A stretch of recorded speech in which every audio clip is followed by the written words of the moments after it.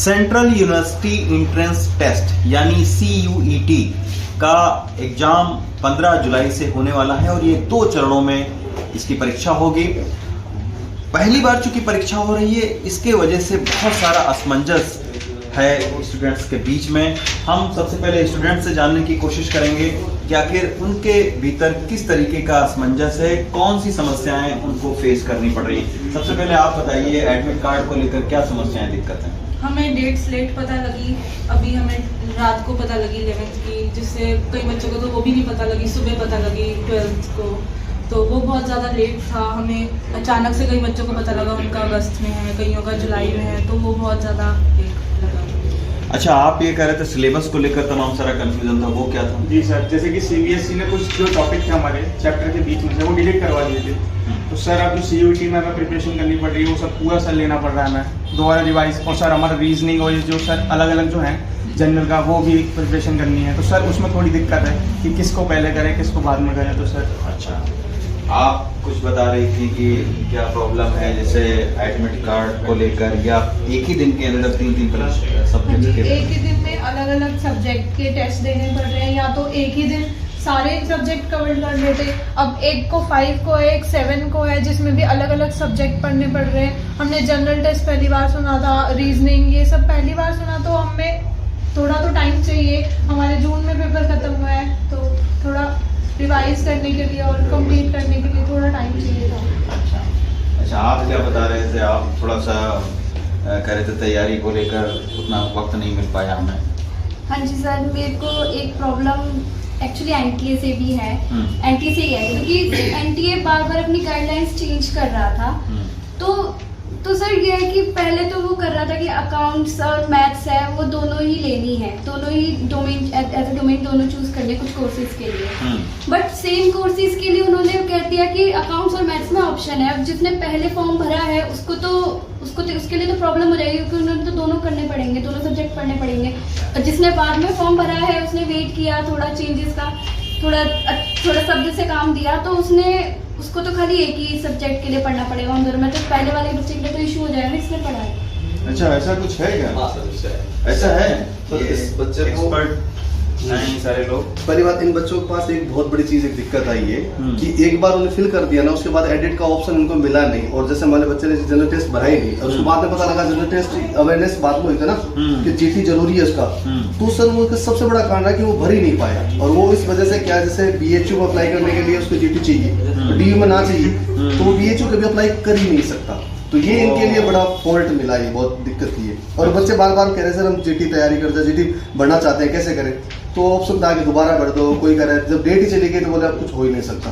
तब उनके पास अभी एक ही चीज बचा है, वो है कि जिस यूनिवर्सिटी के साथ कॉम्बिनेशन भरा है ना, सिर्फ वही मिलेगी इनको। अच्छा, इनका जो एग्जाम होना है वो तीन फेस में अलग-अलग, 3 फेस में। एक तो इनको GT देना है, हाँ, दूसरा देना है सब्जेक्ट जो भरा हो सब्जेक्ट वो देना है, और तीसरा इनको लैंग्वेज का देना है। तो ये GT जिन लोगों ने नहीं भरा, जो देव बोल रहे हैं, वो फिर नहीं उसके लिए एलिजिबल नहीं है। और जो मेरिट तैयार होगी उसमें GT का रोल।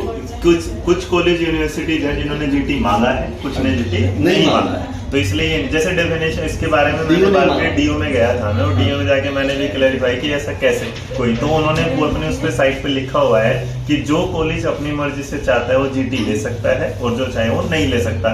तो NTA ने इस चीज को इस तरीके से तैयार किया है कि इसमें उसके भी कुछ रूल्स हैं, लेकिन उसके बाद जो हिडन रूल्स हैं वो किसके हैं, कॉलेजेस के हैं, जिसमें वो किसी से GT ले रहे हैं कोई कॉलेज, कोई GT नहीं। अब बच्चे को ये रहा कि उसने जब पहले शेड्यूल देखा तो उसमें लिखा था लैंग्वेज, GT और उसका डोमेन। अब उसे लगा कि उसे तीनों तैयारी करनी है। अचानक से आता है कि पहले जैसे 5 तारीख थी या 6 थी, फिर उसके बाद बदली, फिर उसमें कुछ चेंजेस आए, तो जो कोई क्लियरिटी, जैसे एक स्पोक्स पर्सन आता है और ये बताता है कि एक बच्चे को इस तरीके से फॉर्म भरना है। हमारे सामने नोटिफिकेशंस तो आए हैं और ये नोटिफिकेशन छोड़ दिए गए बच्चों को समझने के लिए या किसी कोचिंग इंस्टीट्यूट को समझाने के लिए। उसे समझाने के लिए DU की तरफ से कभी DU क्या कोई भी यूनिवर्सिटी जिन्होंने इसे अच्छे से एक्सप्लेन करके कोई वीडियो नहीं तैयार करी कि बच्चे इसे समझ पाए। जैसे आप देखेंगे संसद टीवी पर, राजभाषा टीवी पर सबसे रिलेटेड UPSC का भी कोई सिलेबस आता है, उसे डिफाइन करने का वो चाहता है, ठीक है। तो इसे डेफिनेशन जो डिफाइन करना है वो प्रॉपर नहीं हो पाया और इस वजह से बच्चे ने, जिसे लगा कि मेरे को तो रीजनिंग आती नहीं, तो उसने क्या कर दिया, जीटी छोड़ दिया। लेकिन उसे बाद में पता चला कि देखिए ये बड़ा सबसे जरूरी बड़ी था। दिक्कत है। और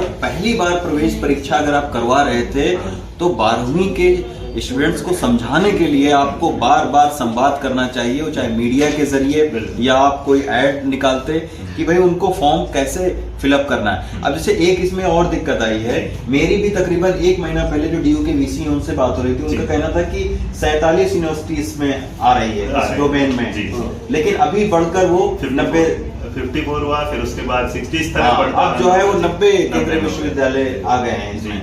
तो जैसे जैसे आते गए हमारे ख्याल से वैसे वैसे इनका थोड़ा सा पाठ्यक्रम और ये सारी चीजें मोल्ड करते गए, मोल्ड करते गए। लेकिन जिन लोगों ने पहले भर किया था फॉर्म, एडिट का ऑप्शन नहीं मिला, फिर अच्छा, एडिट का ऑप्शन नहीं मिला, तो जो पहले सबमिट कर चुका था इसका मतलब उसका सबमिट। अच्छा, एक चीज हम और समझने की कोशिश करेंगे। ट्विटर पर एक छात्र ने अपना जो एडमिट कार्ड डाला है उसमें ये कहा है कि उसका एक सब्जेक्ट का एग्जाम गुवाहाटी में और दूसरे शहर में पढ़ रहा है एक ही दिन। ये कैसे उसका सर मैं उसका रीजन सर एक्चुअली क्या है, मैंने उनके ट्विटर पर देखा था कि जो बच्चा इको है उन बच्चे का, तो इको दोनों चीजों में आ जाता सर, आर्ट्स में भी आ जाती है और उसमें इसमें भी आ जाता है। अच्छा, तो उसने अलग अलग स्ट्रीम खरीदी, साइंस स्ट्रीम अलग है, आर्ट स्ट्रीम अलग है, कॉमर्स स्ट्रीम अलग है, तो वो कॉमर्स स्ट्रीम को मान के उसको सेग्रीगेट कर दिया अलग साइड में। तो उस बच्चे के लिए या तो इसकी गलती, मतलब बोर्ड की गलती जिन्होंने कंडक्ट करवाया, हालांकि उसकी गलती के कारण क्या बच्चा भुगतान करेगा, या तो फिर उसके लिए मतलब आप जैसे 12th में ना जब आप बीए उससे करते हैं आर्ट साइड से, तो इकोनॉमिक्स अर्थशास्त्र बिल्कुल अलग है, और एक बिजनेस इकोनॉमिक्स होता है जो आप बीकॉम में लेते हैं। तो अब उस बच्चे ने इकोनॉमिक्स और जो बिजनेस इको भर दिया, तो ये वाली की जो भाई इको स्ट्रीम जो आर्ट वालों की है वो मान लीजिएगा दिल्ली में है, और जो बीकॉम वाली है वो क्या है गुवाहाटी में। अब उसने अगर वो दोनों किया तो उसको उस चीज में उसके एडमिट कार्ड में ये वाली बात अलग अलग खुद ही तय नहीं कर पाएगा। अच्छा, और आपको क्या दिक्कत अभी तक सामने आई? सर मुझे लगता है इसकी दिक्कत सबसे बड़ी थी कि उसको ना एक अच्छे से पहले तो मॉडल पेपर होने चाहिए थे कि इस तरीके का पेपर सेट होगा, ये आपको पता होना चाहिए। दूसरी बात है कि रीजनिंग का जो लेवल है वो ये नहीं पता कैसे होता है, कि रीजनिंग अपने आप में बिल्कुल वास्ट है। आप एक एनालिटिकल रीजनिंग पढ़ते हैं, नॉर्मल रीजनिंग पढ़ते हैं। मैथ का जो है, मैथ अब जो बच्चा पढ़ गया है 12th में, उसने पढ़ा है एकेडमिक वाला मैथ। अब एक मैथ होता है जो आता है कंपटीशन वाला मैथ, तो कंपटीशन वाला मैथ के एकेडमिक वाला मैथ वो क्लैरिफिकेशन नहीं है। आप किस टॉपिक को आप प्रॉफिट एंड लॉस पढ़ा रहे हैं, वही प्रॉफिट एंड लॉस जबकि 12th में किसी बच्चे ने आज तक नहीं पढ़ा होगा, क्योंकि वहाँ मैथ के टॉपिक बिल्कुल होते हैं अलग। अब इन सारी चीजों को अगर ध्यान में देखा जाए तो बच्चे के पास टॉपिक तो है, बट उसे ये नहीं पता कि इसका जो टॉपिक है ये इसका एकेडमिक से रिलेटेड है या कॉम्पिटिटिव। अच्छा, एक चीज बस अंतिम सवाल ये मैं पूछना चाह रहा था। बच्चे बोल रहे हैं कि भाई लेवल प्लेइंग फील्ड उनको नहीं मिली, एक का 15 तारीख को पढ़ गया, एक का अगस्त में पढ़ रहा है, ये कैसे? सर ये तो इसका तो देखिए, क्योंकि बच्चा ना सोचेगा ऑल ओवर इंडिया से जो 12th में पास हुए बच्चों के नंबर ऑफ जो है ना वो ज्यादा है, और अगर ज्यादा है तो एक दिन में तो किसी भी बोर्ड को ये कंडक्ट कराना बड़ा मुश्किल होगा। तो ये तो होगा कि किसी का एक दिन होगा, किसी दिन बाकी होगा, तो आगे पीछे डेट तो जाएंगी, क्योंकि ये तो ऐसा ही आज नहीं है तो हर बार ही जाएगा। तो ये पहली बार संयुक्त परीक्षा हो रही है, तो थोड़े से इसके साइड इफेक्ट हैं। जैसा कि बता रहे थे, सिलेबस के बारे में भी स्टूडेंट्स को नहीं पता था कि क्या क्या आएगा, अभी भी नहीं पता है। तो तमाम सारी चीज़ों के बारे में असमंजस की स्थिति है। दिल्ली से अश्विनी मेहरा के साथ रवीश रंजन शुक्ला, एनडीटीवी मीडिया।